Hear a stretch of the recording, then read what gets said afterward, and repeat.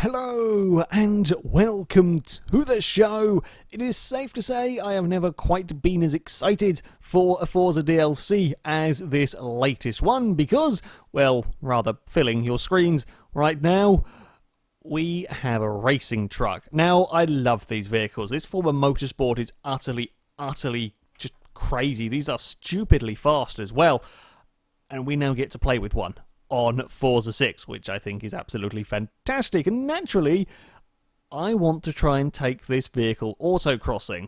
I've taken various silly vehicles autocrossing before, but this one really is about as far outside of the comfort zone as we can really get. So, yeah. Thankfully, as well, I'm very glad for this. The PI for the truck, it means that this is actually going to be possible. The vehicles have to get into A-Class for me to be able to do the Rivals event, to do the autocross. And the truck, well, starts off at the very top of B-Class. Now, we're not going to get it to the top of A-Class. Unfortunately, we can't do a huge amount of upgrades to this vehicle. Let's face it, not really much you can do to an already fully built racing vehicle. However, we can remove the restrictors, which will take the vehicle from 1,080 horsepower, bear in mind the torque, 3,700 torque in this one, to, we're going to 1,100, 3,800, oh, not quite 4,000 torque, 3,966, near enough, 4,000 torque. That is a monstrous figure inside this vehicle, 1,162 horsepower. Yes, it is very heavy, 12,000 pounds, but that is a stupendous amounts of torque inside this Mercedes. Other upgrades, we can upgrade the brakes, which we shall do. I want all of the stopping power that we can get, and the anti-roll bars, well, there's something that we can throw on the vehicle. I shall do that indeed. I'll save £10 each. It's not going to do much in the long run, really, but yeah, we want all the handling that we can do.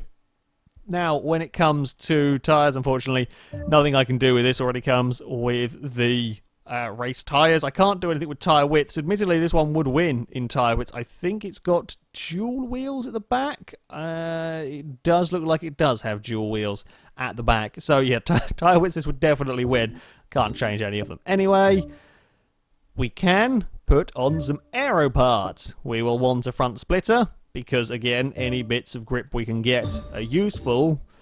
And we will want a rear wing. I hope you guys are ready for the almightiness of this rear wing, because it is something really rather special, because, there we go, it is essentially the Pikes Peak truck. It's kind of very much along the lines of that vehicle's wing. It is crazy. I love it. It's just, yeah, very impressive wing. We are still in A-Class. That does drop the PI down by a fair amount, but we are still in A-Class, 606 PI, just. So we can indeed take this completely and utterly unsuitable vehicle around the autocross course. I thought the Hummer was going to be the stupidest vehicle we could get around the track, but no. I hope it's going to fit. Now, of course, to test out the Mercedes, we have come to the Hockenheim circuit, where it will get 3 runs through the autocross course. Now, this is not going to be frightening the leaders, in all honesty. This is probably going to be competing with the Hummer down at the bottom of the table. 239.9 from the Hummer here, so we're going to see if we can beat that with the truck. As I said, I've got some concerns. A couple of places on this track are quite narrow, and I don't know if this is going to fit. I think it should be okay. We fitted the limo around this course, and it's not that much wider than the Hummer. And again, the Hummer made it, so I am hoping that we can do it. But yeah, it might be. Oh god, I forgot about all the many gears. There are a lot of gears in this vehicle to be dealing with. Kind of just spam your way through them. I have driven the standard truck just a little bit, so yeah, I do know about the many gears inside of this one. How on earth are we going to handle? I'm going to go for slow. Oh, that's more speed than I was expecting. That was a lot more speed than I was expecting through there. Oh, where are we going now? Okay, oh no, we're going to end up... no, we're not going to end up... I really thought we were going straight on into the barrels there. It actually has got more steering lock than I was expecting. Don't drive it like a car. It's not going to handle like a car.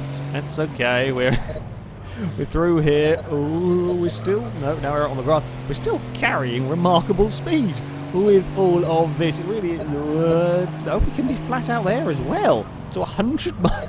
It's got to 100 miles an hour on an autocross course in a racing truck. That's not quite... This is actually doing remarkably well here.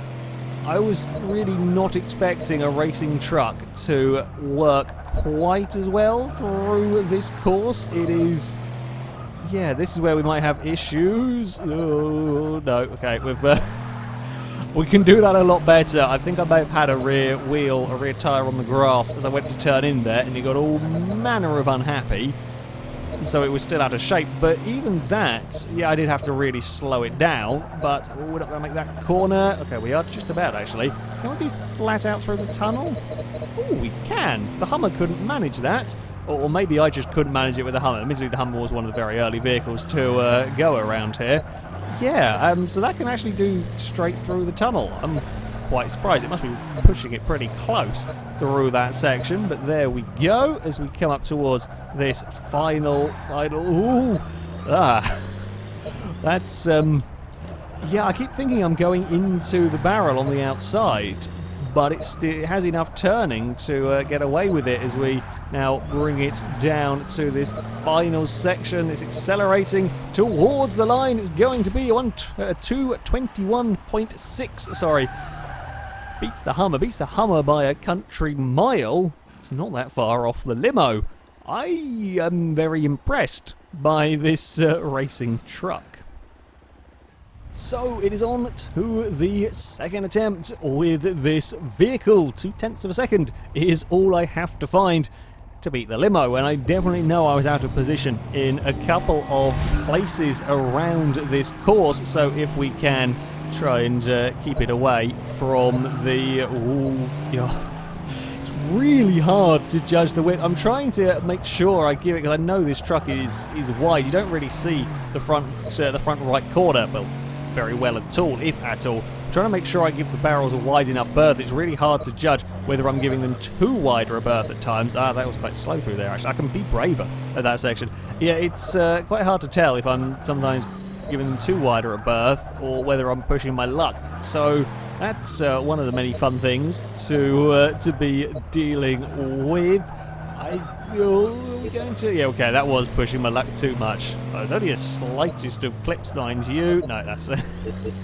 God damn it, I'm now trying. I'm trying to get more and more speed out of the vehicle, and that is not quite working through there. No, you can probably be flat out through that section, provided I get turned in soon enough. It's one of those, that high-speed section down there, it's one of those corners where you've got to sort of turn in and let the understeer drag you a little bit wide, or certainly in a vehicle like this. Let the understeer, oh, now I'm clipping barrels again, let it carry you a little bit wide, and then you can actually be flat out. If you turn in a little bit later, you are going to be out, or the understeer is going to carry you too wide out, and, well, that was awful around there. Yeah, basically, I've got to be braver on the turn-in, and we will be flat out up there. I'm now smacking barrels left, right and centre, which is not so good. Yes, I know it is a racing vehicle and whatnot, but still, after all, a truck, and I can brake so late into some of these corners. This is near enough 12,000 pounds of truck travelling at almost 100 miles an hour in various places. These brakes are incredible. We're not quite going to be here. I was wondering if we could perhaps be flat out up that section. Of course, we're not going as quickly, but equally we have nowhere near the grip to maintain that sort of speed up there, so we are going to have a lift. Now we are heading maybe back towards the final sector. We'll eventually get it turned through there for this wiggle towards the line. We'll click the first one. Yeah, okay. I actually pretty much judged it quite well on the first one. Got to give him more space. 250. That was a bit scrappy. Made a couple of mistakes. Missed a few gates in all of that one. Okay. We can do it. We can go faster. So it is on to the final run for the Mercedes. We've still got that 0.2 of a second I want to find. Hopefully some more as well. got to make sure that I keep the truck out of the barrels, get through the gears nice and quickly here. After all of the power and torque and whatnot is low down, so in fact, what we can probably do is have 6th as kind of like a minimum gear around these corners. That should give us plenty of torque out of the slower sections to propel the truck down the road. Is that going to ask too much of it? Oh, we're playing that really close to the concrete wall. We got away with it, amazingly. Oh, I really thought we were going to end up in that, just where the wall was jutting out. I really thought we were going to smack that and have a really big accident, but we have got away with it. That's actually not too badly done through there. Now, this is where we got it wrong last time. Just trying to carry too much speed. Meter, yes, it's not up there with the Miura, but you know, it's only, you know, it's what, 60 miles an hour? It was about 65 miles, 103 in the braking zone down here. You know, yes, it's down on the cars that have gone, but it's very unfair to compare a truck to, well, sports cars and super saloons and whatnot. It's, I think, doing an admirable job of keeping speed through these sections. Come on, truck, get turns here. Put all of that power and torque down. Okay, we are going to go to 5th for here.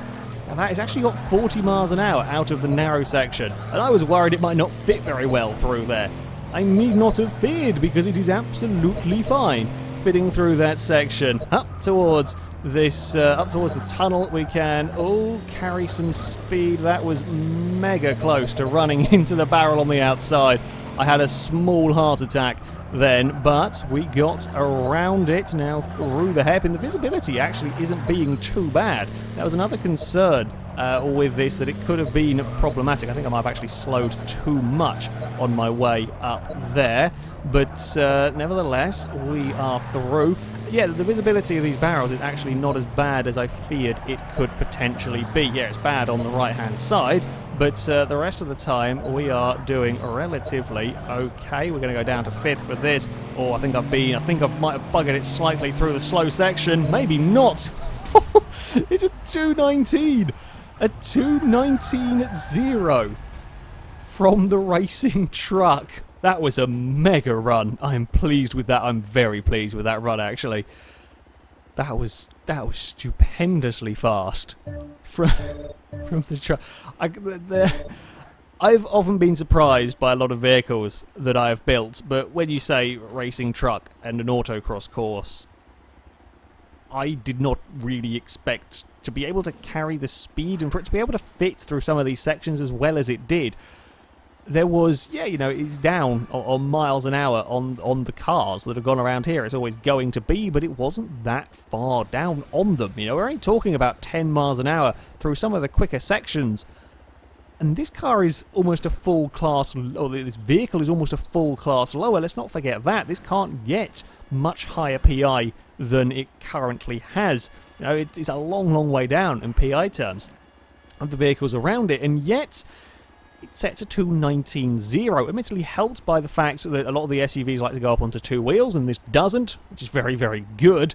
That 219.0 will put the truck into 66th place. Yes, it is down towards the bottom of the table, but here's the thing.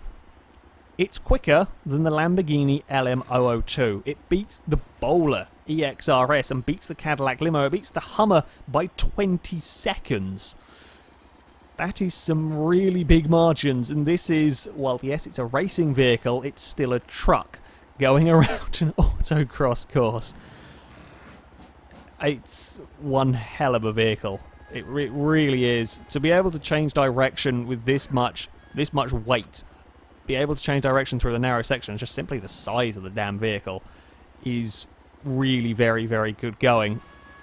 I'm, yeah, thoroughly impressed. I highly recommend this DLC if you haven't got it already. Just for a racing truck alone, it is an incredible experience to get to drive this vehicle and mess around with it in ways that I'm used to driving, you know, sensible cars. Now you can take a racing truck around an autocross course, and it does really, really rather well. However, that is going to be it for this video, guys. Thank you very much for watching, and until next time, goodbye.